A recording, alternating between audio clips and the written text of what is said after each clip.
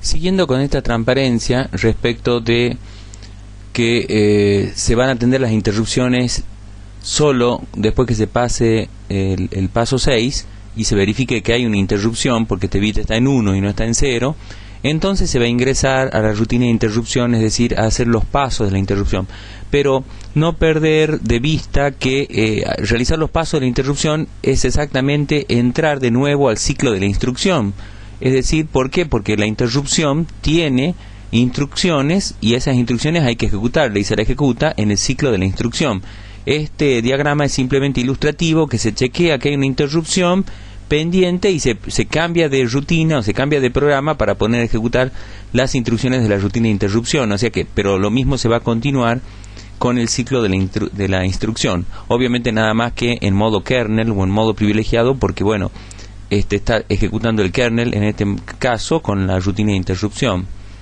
Acá en esta transparencia estamos viendo las digamos la ejecución de instrucciones en la CPU y a su vez la ejecución o el transcurso de, digamos, de las acciones de los dispositivos de entrada-salida.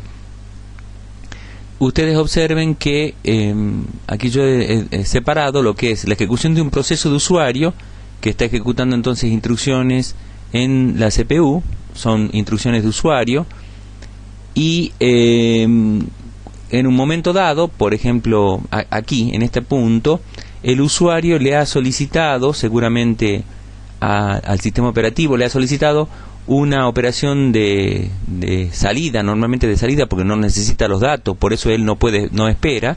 Entonces, como es una operación de salida, o sea, es una escritura, este dispositivo que estaba inactivo ha pasado un tiempo hasta que reconoce la orden y entonces comienza a hacer la transferencia, o sea, escritura en la placa controladora que se le ha pedido. Mientras dure la escritura de la placa y al dispositivo mismo, que puede ser lento, el dispositivo avisa que la transferencia ya ha sido hecha y entonces le llega una interrupción al proceso, digamos a la CPU. En ese momento la CPU está ejecutando el proceso de usuario, pero no atiende inmediatamente, sino que pasa hasta completar el paso 6 de la instrucción y recién se comienza a ejecutar la rutina de interrupción. Ya entonces toma control del kernel hasta que hace las transferencias de un lado a otro, es decir, reconocimiento de interrupción y demás, y vuelve entonces el control al proceso de usuario. Esto está mostrando lo que dice aquí en el título de la transparencia, las ráfagas de CPU y las ráfagas de entrada-salida, los dispositivos de entrada-salida, ¿sí? Esta y esta son ráfagas, o sea que paralelamente están trabajando dos dispositivos, la CPU y el dispositivo de entrada-salida. Esto es inactividad del dispositivo, ¿sí? Estas son entonces líneas que están en la línea, digamos, en el ámbito de la inactividad, mientras que esta está así, aquí realmente está haciendo transferencia también. Así que en estos puntos vemos paralelismo en el sentido de que, bueno, se están ejecutando dos actividades juntas, pero en dispositivos totalmente diferentes, CPU y entrada-salida. Esta transparencia muestra el modelo de cómo se organizan las memorias o los almacenamientos en un computador. Este modelo de pirámide, entonces de una base ancha y a medida que se va subiendo se va disminuyendo digamos la superficie donde uno se apoya en la pirámide, tiene un principio por el cual se apoya esto, y se llama el principio de localidad de la referencia, en el sentido de que los sistemas de computación se apoyan en que si una área de memoria está siendo usada porque se está accediendo a datos o a instrucciones, es muy probable que se continúe accediendo a direcciones próximas, de ahí cerca de donde se está ejecutando, o se puede volver a ejecutar la misma instrucción o volver a acceder a la misma área de datos en un tiempo relativamente corto. Eso es lo que dice el principio de localidad de la referencia. Así que siguiendo ese principio, en los años 70, Digital, una empresa de computación, de grandes computadoras, creó el concepto o inventó el concepto de caché. Es decir, permanecer, dejar guardar en una determinada posición de memoria con su velocidad y tamaño, y dejar esas posiciones de memoria por un tiempo, porque hay alta probabilidad de que se la va a volver a usar. Esto sería el principio de localidad de la referencia temporal, o también acceder a las posiciones próximas o cercanas, porque también el principio de localidad de la referencia tiene una variante que es espacial, entonces muy probablemente se acceda a esas zonas vecinas de memoria. En concreto, en esta pirámide estamos mostrando lo que, digamos, cómo los diseñadores han podido resolver el tema de costo, velocidad de acceso y el tamaño de las memorias. Lo que hace falta realmente es que la información llegue a los registros. Estos son los registros de la CPU. Lo que pasa es que los registros de la CPU no son muchos. Estamos hablando del orden de quizás cientos de registros, pero no más que eso. Entonces, yo a esos registros no puedo subir todo el programa, no puedo subir todos los datos del programa. Entonces, lo que hay que hacer es, digamos, ir subiéndolo de a pasos, ir subiéndolo por peldaño, acercándole los valores de los registros. Entonces tenemos en este sentido, por ejemplo, información que se copia desde estas cintas magnéticas hacia un disco óptico. Puede ser un CD o un DVD, porque yo estoy a lo mejor restableciendo información de un backup. El backup o copia de respaldo que se ha guardado en cinta magnética, porque se han perdido datos de discos rígidos y otros soportes, entonces se los copia de cinta magnética, se los sube a un CD o a un DVD, que es un dispositivo para guardar información en forma óptica, y estos son removibles. Estos dos tipos de, digamos, de soporte, estos dos tipos de soporte que están aquí abajo es almacenamiento terciario, o sea, son removibles. Cuando entonces la información es leída desde el disco óptico de un CD o un DVD, entonces transferida al disco magnético. Es decir, esto es lo que se conoce como el disco rígido.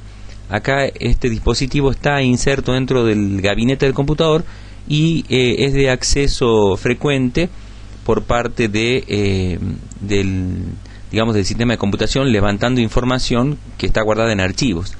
Así que una vez que está en el disco magnético, entonces aquí el autor está mostrando que es posible que haya discos electrónicos, es decir, discos que tengan una velocidad de acceso un poco más rápida que el disco magnético, que es una pieza mecánica que gira y que, tiene menor tamaño que el disco magnético, es también más caro, y en el caso del disco electrónico hay algunos que son de información permanente y otros que son de información volátil. En muchos de los casos necesitan una alimentación eléctrica para conservar la información en este disco electrónico. Pero bueno, ahí llegamos entonces al límite de la información que es no volátil de la volátil.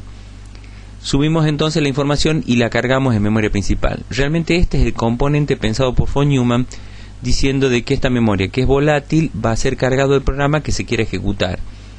La razón de que la memoria principal es volátil es buena, porque entonces, como yo quiero ejecutar un programa, después otro y después otro, necesito limpiar esta memoria para cargar el nuevo programa. Si esta memoria fuera de información permanente, bueno, estaría yo condenado a ejecutar siempre el mismo programa. Así que favorece el hecho de que la memoria principal sea volátil, así yo pueda reemplazar el programa anterior por uno nuevo. Y cuando entonces este programa quiere ejecutarse, se levanta de memoria principal y se lleva un bloque a la caché. Estamos hablando de un bloque de memoria principal llevado a la caché, y entonces ocupamos una línea de caché. De la línea de caché, que puede ser nivel 3, 2 o 1, son levantados la información y llevada a los registros, porque los registros del procesador, cuando van a buscar datos en la memoria, no buscan directamente en la memoria, sino buscan en su caché.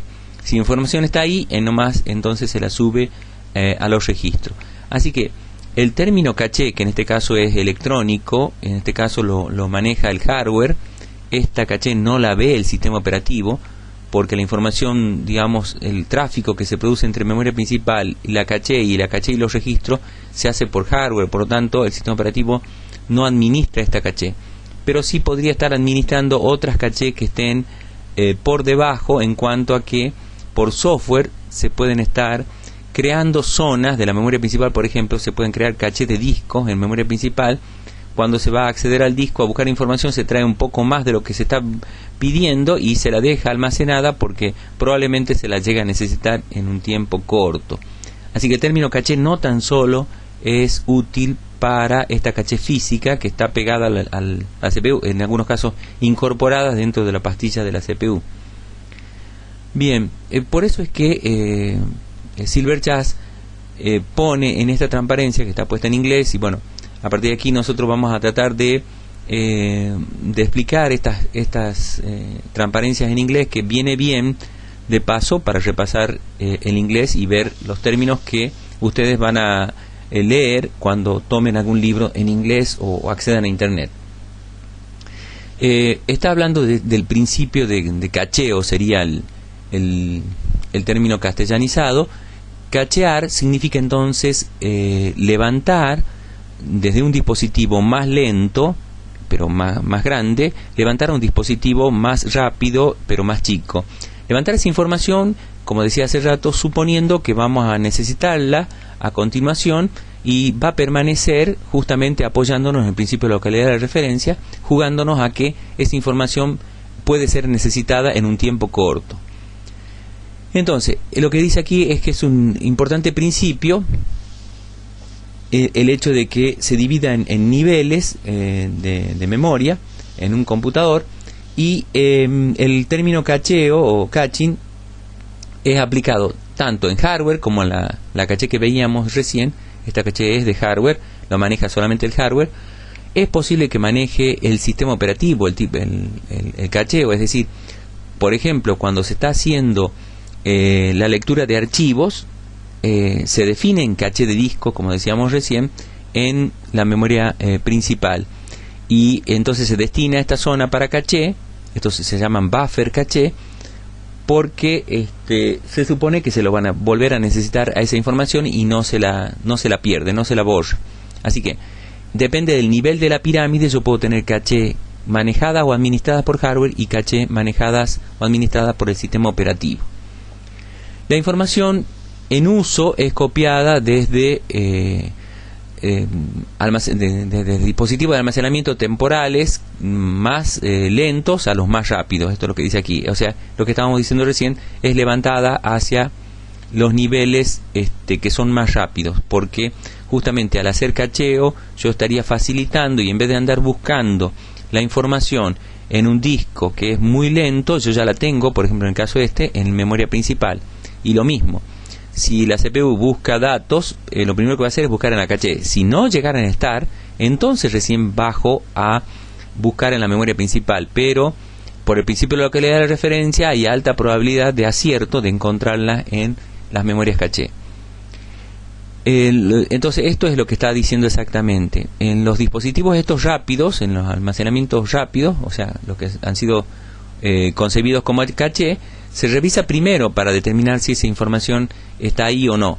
En caso de que esté, se la usa directamente desde la caché, y eso es más rápido. En caso contrario, entonces son copiados del dispositivo más lento y son llevadas al nivel de la caché, y entonces se usan. Las caché, digamos, el tamaño de las caché, siempre conviene que sean pequeñas, ¿sí? ¿Por qué? Porque justamente digamos, cuando los almacenamientos son más grandes, es más lento el proceso de búsqueda. Nosotros deseamos de que cuando se va a buscar en algún dispositivo, en algún nivel, la cantidad de información donde se está accediendo, el almacén, sea relativamente pequeño. Así que justamente lo que está diciendo aquí es que el almacenamiento, digamos, la información que yo cacheo, o sea, la información que yo levanto, es más chica que la información que, digamos, está siendo cacheada, ¿sí? Así que de alguna manera yo tengo que equilibrar esto en la pirámide de memoria. Voy a levantar información. Yo estoy levantando la información, ¿sí? Pero no levanto exactamente lo que necesito, levanto un poco más. Por eso en esta transparencia dice, digamos, lo más chico, lo más chico de la caché que está siendo levantada, digamos, vamos a traer también posiciones vecinas. Vamos a traer también posiciones vecinas y vamos a traer un poco más de información, de manera de que la probabilidad de encontrar los datos sea mayor. Entonces, la administración de caché es realmente un verdadero problema. Digamos, el diseño de la administración de caché es una cosa muy importante, y si está bien hecho, lo que se hace es ahorrar mucho tiempo. Porque se está buscando en un dispositivo mucho más rápido, en vez de estar bajando a niveles que son dispositivos más grandes y más lentos. El tamaño de la caché y la política de reemplazo son cuestiones de diseño que tienen que ser bien estudiados para que el sistema funcione en consistencia. Bien, cambiamos un poquito respecto de que ahora vamos a repasar lo que son las técnicas para realizar las operaciones de entrada-salida. Hay 3 tipos de técnicas para hacer las operaciones de entrada-salida. Una, la que llamamos entrada-salida programada, que es la que constantemente la CPU está ejecutando un programita que está leyendo el valor de un puerto de estado, y mientras esté ocupado en la placa controladora, nos va a dar la respuesta de que está el bit puesto en 0 o en 1, que indique que está ocupada. Así que la CPU va a estar chequeando o permanentemente o haciendo una encuesta cada cierto tiempo, polling, de manera de digamos, preguntar. El programa estaría preguntándole a la placa controladora si ya está en condiciones de recibir una nueva orden o no. Pero claro, esa pregunta, esa espera activa, consume muchos ciclos de CPU, por lo que digamos, esta técnica de transferencia de operaciones de entrada-salida se la destina para realmente aplicaciones que son dedicadas o que necesitan un tiempo de respuesta muy rápido, como por ejemplo podrían ser sistemas de defensa, sistemas de alarma, en donde yo tengo una máquina dedicada a ejecutar un programa y bueno, por lo tanto la CPU constantemente está chequeando el valor de un bit. El caso de las entradas-salidas con interrupciones es el que evolucionó luego de que vieron de que había esa espera ocupada de una CPU permanentemente esclavizada ejecutando un programa, por lo que entonces se pasó a otro esquema. Ahora la CPU va a ejecutar una orden, le va a enviar a la placa controladora y luego la placa avisará cuando ya estén los datos o cuando ocurra algún problema. Mientras tanto, entonces la CPU va a pasar a hacer otras tareas, es decir, a ejecutar otras instrucciones de otros programas. Así que esto hace que la CPU pueda aprovechar el tiempo muerto, que mientras se está gestionando la entrada-salida en dispositivos que son mucho más lentos, la CPU puede hacer otras cosas. Hay que ver, porque también esta técnica de la entrada-salida con interrupciones, que avise el dispositivo para cuando está listo, puede llevar a ciertas demoras, porque esto puede ser que se esté atendiendo una interrupción, se la suspenda para atender otra que es más prioritaria, se la suspenda para atender otra, y entonces es posible que una interrupción sea completada en un tiempo no determinístico, y eso es peligroso. Si la interrupción, la solicitud de interrupción es atendida en un tiempo que es ya ahora probabilístico y el sistema necesita de tiempos de respuesta determinístico, puede llegar a ser peligroso. La tercera técnica que vemos aquí es la llamada entrada-salida con DMA, es decir, acceso directo a memoria, en donde, bueno, la situación es totalmente diferente. El dispositivo que quiere transmitir o que quiere ser escuchado va a hacer transferencias de información en grandes cantidades. Entonces estamos hablando de dispositivos de almacenamiento masivo como el disco, como un CD, como un DVD, en donde las transferencias van a ser de a bloques, es decir, mucha cantidad de información.